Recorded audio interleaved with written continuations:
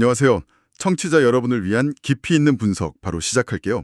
오늘 다룰 이야기는 아마 한 번쯤은 들어보셨을 거예요. 바로 신약 성경에 나오는 헤롯 왕과 세례 요한의 죽음에 관한 이야기인데요. 그런데 오늘은 이 익숙한 이야기를 전혀 다른 관점에서 좀 파헤쳐 보려고 해요. 한 권력자의 마음속에서 벌어진 뭐랄까 엄청난 심리 드라마에 초점을 맞출 겁니다. 네, 오늘 저희가 깊이 들여다볼 자료는 광주 하길교회 배경기 목사님의 마가복음 6장 강의입니다. 이 자료가 아주 흥미로운 게 그냥 성경 구절을 해설하는 걸 넘어서요. 헤롯이라는 인물을 통해서 알기만 하고 행동하지 않는 믿음, 이게 한인관을 어떻게 파괴하는지 아주 날카롭게 분석하고 있거든요. 맞아요. 그래서 오늘 저희의 미션은 죄책감, 체면, 그리고 결단, 이 세 가지 키워드로 이 고대의 비극을 해부해서 지금을 사는 우리에게 어떤 울림을 주는지 찾아보는 겁니다. 자, 그럼 헤롯 왕의 마음속으로 한번 들어가 볼까요? 이야기 시작부터가 정말 기묘해요. 예수님에 대한 소문이 막 퍼지니까 사람들이 저분은 엘리야다, 얘 선지자 중 한 명이다, 뭐 이렇게 수근거리는데 헤롯 왕의 반응은 완전히 다르죠. 혼자 내가 목벤 요한이 죽은 자 가운데서 살아났다 이러는 거예요. 이거 뭐 공포영화 첫 장면 같지 않나요? 바로 그 지점이 이 이야기의 문을 여는 열쇠예요. 다른 사람들의 추측은 그래도 합리적인 선 안에 있잖아요.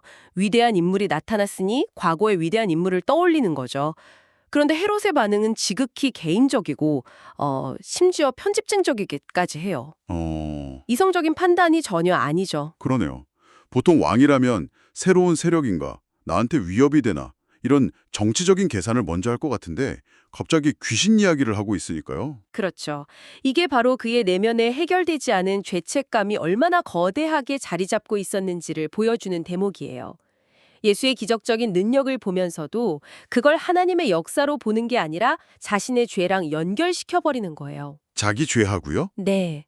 특히 내가 목벤 요한이라는 이 표현, 이건 거의 무의식적인 자기 고백에 가까워요. 수많은 신하들 앞에서 스스로 내가 죄인이다 이렇게 공표하는 셈이죠. 결국 이 해결 제시하는 죄의식이 그의 현세인식 자체를 완전히 왜곡하고 있는 겁니다. 듣고 보니 더 궁금해지는데요. 그렇게 요한의 죽음에 시달리고 있을 정도면 대체 왜 그를 죽이는 선택을 한 걸까요?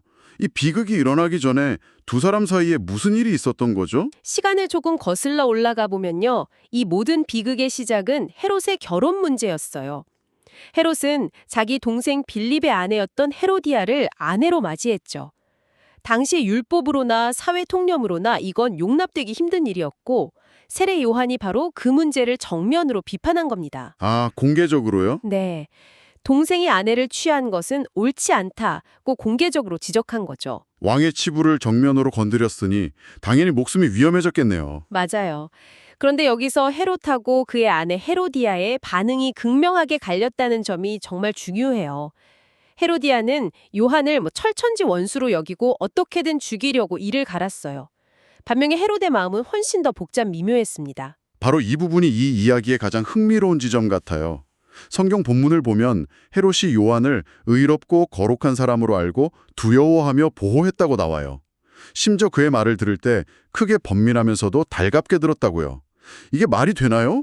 괴로우면서도 듣기 좋았다는 거잖아요. 정말 모순적인 심리 상태죠. 듣기 싫어서 피한 게 아니라 찔리고 괴로운데도 그 말을 계속 들었다는 거예요.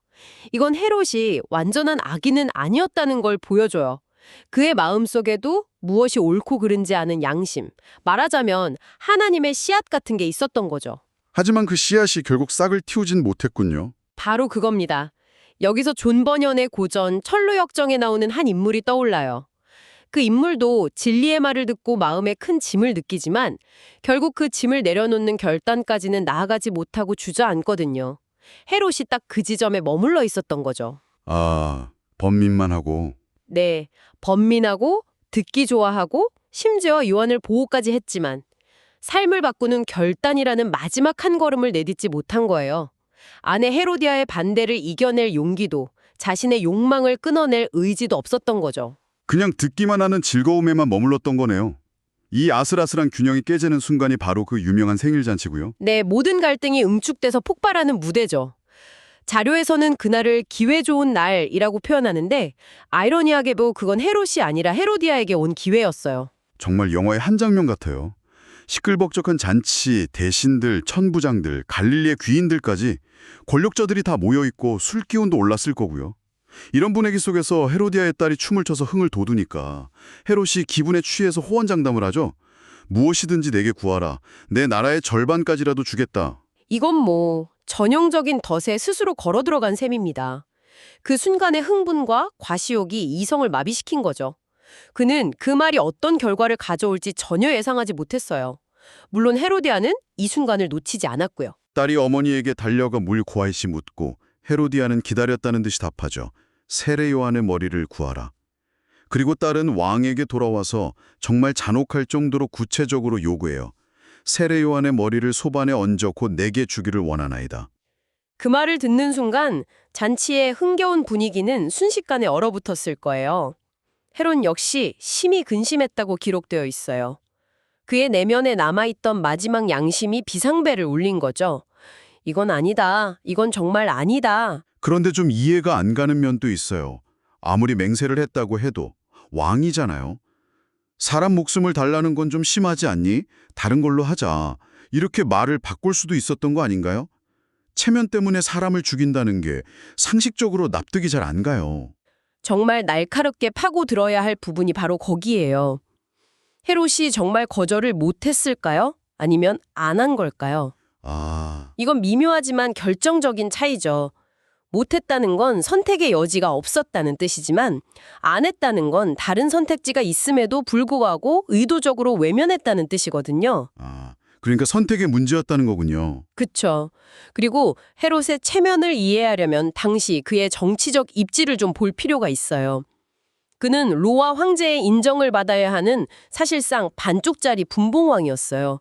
절대 권력자가 아니었던 거죠. 네네. 그런 그가 갈릴리의 모든 귀인이 모인 자리에서 한 말을 번복하는 건 단순히 창피한 걸 넘어서요. 자신의 권위가 뿌리째 흔들리는 정치적 위협으로 느꼈을 가능성이 커요. 체면이 곧 권력이었던 셈이죠. 결국 하나님 앞에서의 양심보다 사람들 앞에서의 권위를 선택한 거네요. 맞습니다. 그는 내가 약속한 것은 이런 악한 일을 포함하는 게 아니다 라고 선을 그을 수도 있었어요. 하지만 사람들 앞에서 자신의 말이 번복되는 수치, 자신의 권위가 무너지는 것을 견디지 못한 겁니다. 결국 이 어리석은 결정으로 헤롯은 400년 만에 선지자를 죽인 왕이라는 끔찍한 불명예를 안게 됩니다. 화려했던 잔치는 그렇게 한 의인의 피로 얼룩지고 이야기는 요한의 제자들이 시체를 거두어 장사 지내는 아주 쓸쓸한 장면으로 끝이 나죠.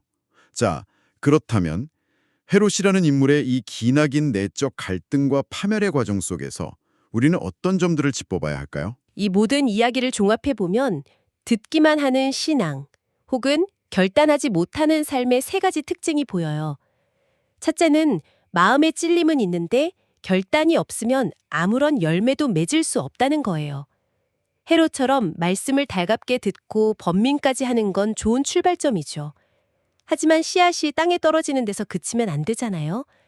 싹을 틔우고 열매를 맺으려면 행동이라는 물과 햇빛이 필요한데 헤롯은 그 마지막 단계를 거부한 거죠. 듣고 보니 현대인들에게도 많이 해당되는 이야기 같아요.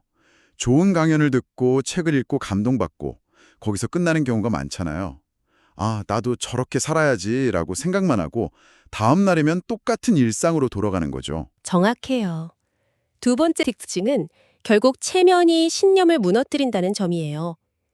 헤롯은 마지막 선택의 순간에 하나님을 의식한 게 아니라 그 앉은 자들, 즉 사람들을 의식했어요.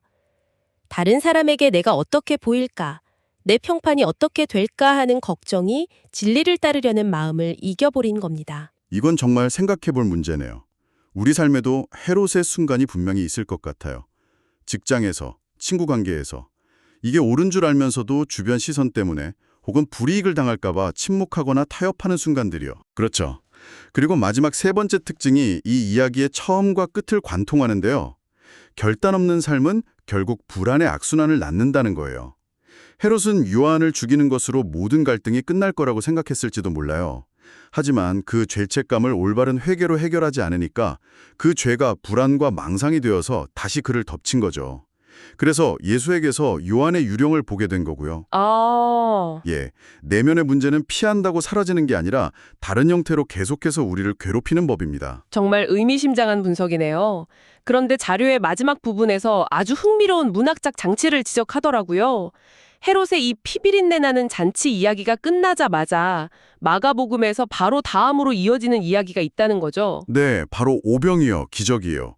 떡 5개와 물고기 2마리로 수천 명을 먹이신 예수님의 이야기죠.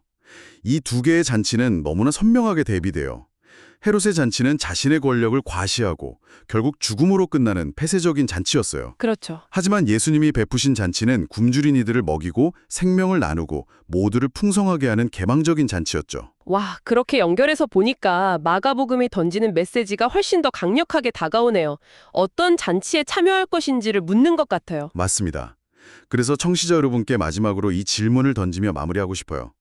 당신의 삶은 어떤 종류의 잔치를 향해 가고 있나요? 타인의 인정과 체면을 지키기 위한 헤롯의 잔치인가요? 아니면 생명과 나눔이 있는 본질적인 가치를 위한 예수님의 잔치인가요? 내 삶의 에너지를 어디에 쏟고 있는지를 돌아보게 하는 아주 묵직한 질문인 것 같습니다.